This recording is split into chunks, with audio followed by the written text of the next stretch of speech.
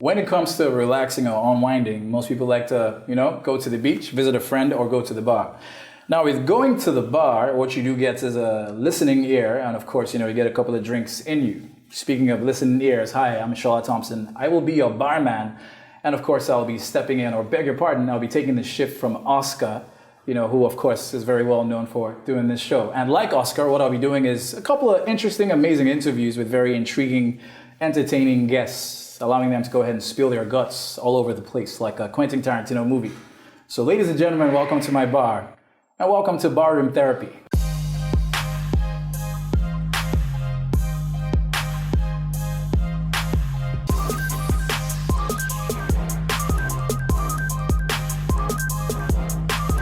Welcome back. It is still Barroom Therapy with yours truly, SHOLA Thompson. So with me today in my bar, I have a very interesting person. Now, she's interesting especially because she's quite controversial. As far as, you have in America, in the movies, you have Deadpool. And of course, for politics in America, you have Donald Trump. In Nigeria, you have this particular lady who doesn't exactly have a filter for, most of the things she gets to say. It's refreshing. And of course, mostly entertaining. Ladies and gentlemen, in the bar with me for Barroom Therapy, LADIPO. Thank you. You put me in the same sentence with Donald Trump. And Deadpool. Yes, of course. So cool, at the same time, so depressing. Hey, well, you know how it works now, as far as, the way you get to talk about topics and interesting things. Anyway, let me get to it. Normally, in the fashion of Barroom Therapy, we try to mix you a drink. Okay. And normally, I would ask if it's alcoholic or non-alcoholic. But maybe you should go with non-alcoholic. Because when the alcohol hits the system... Okay. Of course. No, it's anything of your choice. No. What would you like to drink? Non-alcohol. Alcoholic. All right, so we're about to have a very interesting episode of Barroom Therapy. If it's alcoholic, So let me see what I can mix you here. How this normally works, of course, is I try to put something nice together, and then of course you drink it, and eventually we have a very good conversation. Now, from what I have here, I think I'd like to know exactly your take, if it's good or if it's not exactly exciting. Well mixed, by the way. I learned from the best. Okay. And tell me, say when. When? Okay, good, fantastic. Thank you. So it's like a mimosa, but it shouldn't be served in those type of glasses. I'll mix myself one as well. Nice. And then we have a very good conversation. So let's just jump to it, Shadi. What exactly was the reason behind that particular controversial post? But first, cheers to good times. To good times. To controversial speeches. Yes. So, what was behind that? Why exactly did you guys decide to do something like that? Every day, last week, today, yesterday, every day. Come on, take your mic. Come on, take your mic. Come on, take your mic. Take your mic, I'm done. I'm done, I beg. Just take it easy. We wanted to do something for April Fool's Day. Okay. So, and then we also were having Gideon Okeke join the crew for the morning show. Okay. So we're like, what do we do to get eyes on the station for April Fool's Day? What do we do for April? How do we fool people? And we sat down in our conference room at Silverbird and we just started talking. And the idea came up, let's do this, based on, what the response I already get from people online, which is people feel like I'm mean, obviously. Mm-hmm. People feel like I take things out of context. Absolutely. And people feel like I should be taking a peg down. So at the point on the comments and the blogs, people are saying, the station should fire her. How can she say this on national television? So we're like, you know what, let's play with that. Okay. So that's why we went with the story, Silverbird fired me. Then Silverbird said, no, we didn't fire you, we're just unreasonable. It was a story we spun from beginning to end, and it got us exactly what we wanted. So the speculations, of course, were it was damage control. Oh, yes. And according to your post, let me see if I can whip that out. You said something interesting. You said it is not this, it is not that, and one of the things you said it is not damage control, your words specifically. Let me see if I have it here. So it says, no, I am not fighting with Gideon Okeke No, it's not damage control. Yes, it was a stunt. Yes, it was planned. Yes, everything you saw in the video was fake. Yes, the FU challenge was fake. Yes, I'm still working with Silverbird and all my bosses knew about it. So the speculations that it was damage control. Oh yeah. What's the proof that it wasn't damage control? I don't know. Do I have to prove it?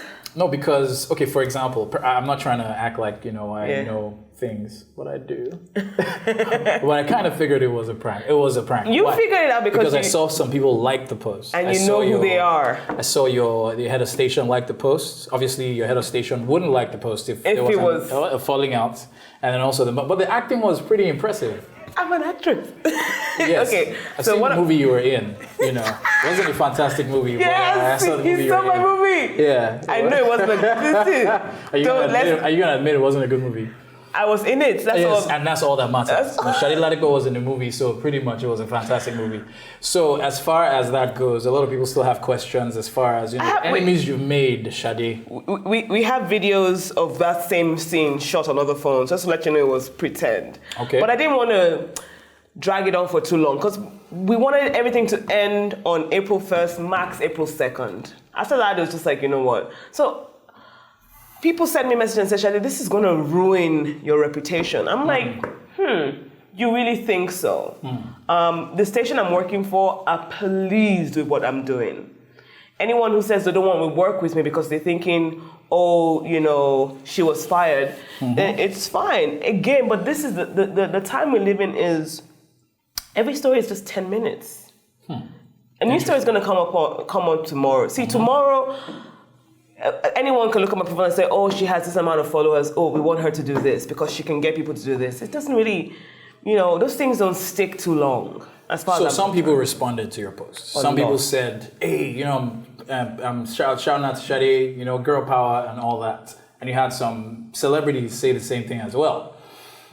Now, these celebrities obviously afterwards would they would feel hard done by because it seems like they were right behind you, giving you all the support, and out of nowhere you're saying, oh yeah, I was playing you guys for a fool. So it seems like you use their best friend, advantages. I mean, if you are my friend and you're a celebrity, then you would have reached out. To say, hey, yes. And I'm going to tell you categorically, a lot of celebrities reached out. I didn't respond to everyone. Simi Esiri, she reached out. I told her immediately. Oh, you sent a message, say, okay. She called me. Okay. I told her immediately. Right. Debola Williams reached out. Latasha Ngube, Vimbai. So there are a lot of people who reached out. Alibaba told me, call me. A lot of people reached out to say, what's going on? And then someone reached out to say, are you okay? So if you are a friend or you call yourself a friend and you reached out. I would have told you if you called me. So you want to call someone who didn't reach out and you were a little disappointed they didn't? No. And you allowed them to hang dry? Nope. Like the truth Sharon Majong, for example? No. You guys are cool. I saw her just trying to respond to other people as well. So the truth is, I never expect too much from anyone. It's a very great place to be because then you're not really never disappointed. Okay. So, and I'm never hurt when someone doesn't do or does do. I'm just like, okay.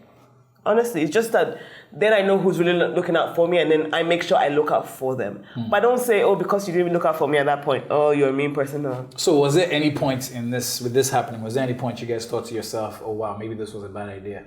If you're honest, you're sure. No. Nobody thought. Was there any resistance from within saying, none. This might be None. It was so brilliant that when our top bosses heard, they were like, wow. They were like, okay, you got us. Because they believed as well. Oh, they believed it as well. They were asking. They're just like, they couldn't believe it was all faked. There was no resistance. We kept it such a small group of people. A lot of people in Silverbird didn't even know. So a lot of people saw me on Monday and they're like, what happened? So when this happened, let me be honest with you. Did you find out the people that were your friends and people that were not your friends? Oh, yes. Now, there are a few celebrities who had called me before when I said something salacious about one of the Big Brother contestants. And one of the persons that called me told me there would be consequences for what I said about this particular person. And she was one of the people who was very quiet when it happened. So I'm pretty certain she thought, consequences. It's finally happening. Yeah, sure. No. There's a whole lot more that we're going to check out right after this little break. We'll be back after this on Barroom Therapy. Stay with us. Welcome back to Barroom Therapy, and I still have in my bar Shade LADIPO, the controversial Shade LADIPO. And before the break, you said something about, hey, I don't have time for that because you have your family and you have your husband. Your husband. Which for a lot of guys who are probably like trying to slide in, we're like, Jesus, she's about to get married. Nobody had any idea. Even the engagements, you kept it hush-hush. For someone so outspoken, who's able to just, go jump on a lot of very controversial topics and pretty much just start her own controversy. How were you able to keep that hush-hush? And what was the reason behind that? It's important, I think, in this industry. You have to realize that when a controversy bursts, people will come to your page. Okay. So the last controversy, of course, was with Silverbird. And from the insights, I had almost 18,000 people come to my page. Out of that 18,000, 8,000 became followers. The other 10,000 are looking for something on your page for ammunition on you. Absolutely. So if you have your family there, if you have your husband there, if you have anything that has to, it's personal, they're going to use it against you. And that's the easiest way to get someone. Use something personal against them. Anytime you see Tonto DK flare up on Instagram, they've used his son against her. They've used her previous relationship against her. You have to insulate the people you love so that they're not taken with this whirlwind. It's a 48 hours, 72 hours whirlwind. But if you don't protect them, they're just going to get caught up. And it would affect you when someone who you love is affected by something. And they're not equipped for the hate. So my husband he's on social media. He has a very small account, maybe has 16 friends. It's a private account. He doesn't do anything on social media. Okay. And so you can't find him. Even if you do find him, maybe he has one picture on there and the rest is just flowers and birds, stupid stuff. So was it coincidence that he's not exactly popping on social media? Because if he was, for someone who has I can't date many someone unnamed enemies, I wouldn't have been able to date someone who had that kind of personality. Really? Yeah, because I can't be with someone who's doing selfies. I'm like, I don't know about selfies. Okay, videos, Instagram Live. I don't know about a guy who does, oh my God, let me just take a picture. There are many guys. There are many guys that do that. Yes, and they're not gay. Okay. They're straight. Okay. Plenty. Okay, you're in a club and there are guys that are doing this. Like, in the club, I'm having drinks, put the bass so it doesn't seem like they're... My husband cannot do such. Yeah? No. So are you saying it pretty much is top of your list as far as the prerequisites for you trying to find a suitable man? It was one of the things I told myself I did not want a man. I wanted a man who was in IT, and I wrote down a list of what I specifically wanted in a husband. Okay. I was very specific to the smallest things. I said I wanted a man who was in the IT world, but was not on social media, and I got it. Who was not in the IT world. But was in the IT world. But not on social media. So you were that precise and specific. I was that precise and specific. So what's your trick? I'm sure some ladies out there are trying to figure out exactly how Shade LADIPO. Got a husband. Who would a lot of guys would be like, never, I can, because, hey, but then obviously, as you always slay on Instagram, how a lot of them will be thinking, how would this lady, with all the excesses that they would call excesses. They are excesses. They can be excesses. Maybe, how would she be able to go ahead and not only get a fine, buff gentleman who works out quite well and looks good, not only that, but also get somebody specifically to her taste or to her, requirements? First of all, I always tell women, you have to love yourself. You see, you are plan A. Yeah. Everybody else is plan B to Z. Yeah. You are your first love. Okay. The minute you stop looking outward and start looking inward, which means you tell yourself, me, I deserve everything good. And that can only come from a place of love for yourself. That means you're not looking for validation from anyone to tell you, oh, you look brilliant, oh, you're shit. Love yourself. When you do, you attract everything. I can't tell you how many men I attracted when I got into that space in my mind. Men were knocking on my door, banging. I'm just like, wow, so guys. Keep the vibe positive and you have to keep a positive vibe. Yeah. You have to enjoy every moment of your life. A lot of women say, oh, I don't want to do this until I'm married. Jesus, why didn't you just do it already? So one of the other things you must have said was the person you were going to end up with cannot be in the entertainment industry. Definitely. Oh, Did you say definitely? that was even before I even became mature. I've been in the industry since I was 18. Yes. Because I started radio when I entered, after I finished secondary school, going to Unilag. My first gig was Echo FM.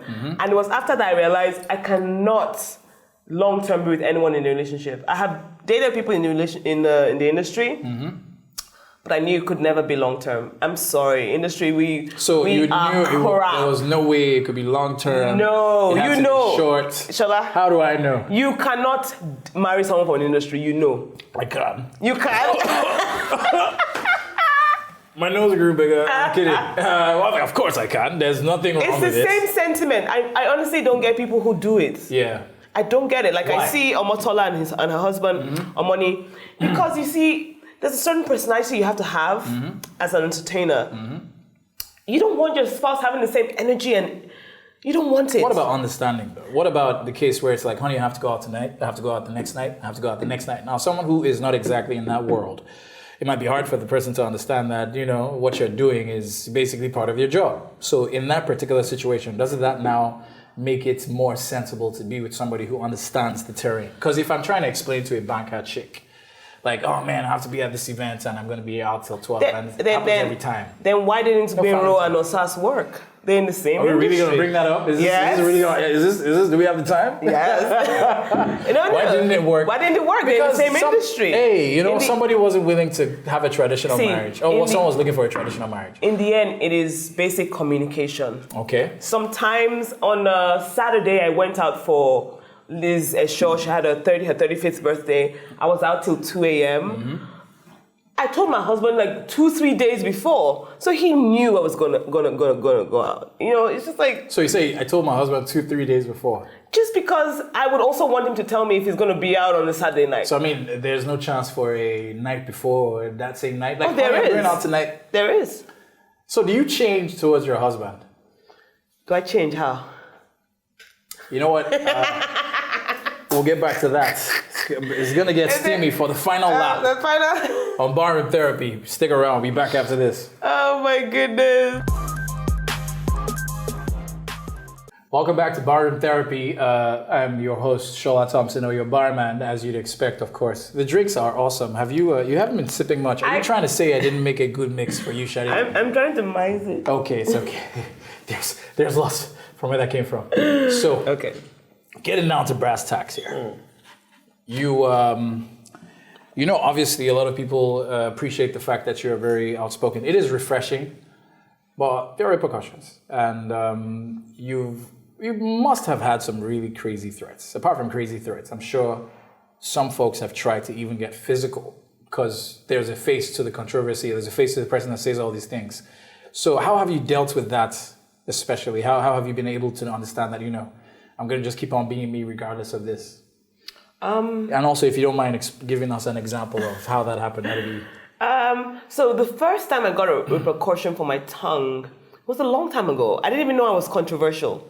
I was supposed to be picked to be a judge for a TV show, and they said, "Oh no, Shadi's going to abuse everyone on the show." And that hit me at first. I was like, "Oh my goodness, I'm losing out on working with some brands because I'm that way." But I decided not to double down. I decided not to change who I was. I was like, you know what?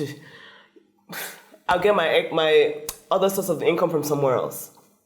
So first off, the people who think that TV is my only source of income are very wrong. TV is my least source of income. You get paid. That's the least of what I get paid. She has her own company? Meanwhile, I get 7 figures for TV, and that's my least. I've been working and I've been serving and I have my own company. I've been doing that for like since I was 18. I'm not going to tell you how old I am, but since I was 18. Travel agency, Avianti. Yes, so I run a travel agency called Avianti. I work for a US company called We Connect International. So I get paid in USD first. I don't see Naira. She has the money. I'm not seeing, so US, they have a standard money they pay people. So They don't owe salaries. And it's 360 against one. Yeah. So people who think, first of all, repercussions, shall they won't get jobs in the industry? I'm not in the same train as your typical OAP who's looking to use her position to get a job. I'm not. I'm literally, I love TV, so I'm doing it as a side gig. It's actually my side gig. I'm telling you, the other things that's where I get my real money from. What's that money? It's just making it be like, say, honestly. So that's why for me, I'm just like, okay, repercussions, all right, so this brand will not carry me as brand ambassador. Okay. This brand won't take me as a job. Okay.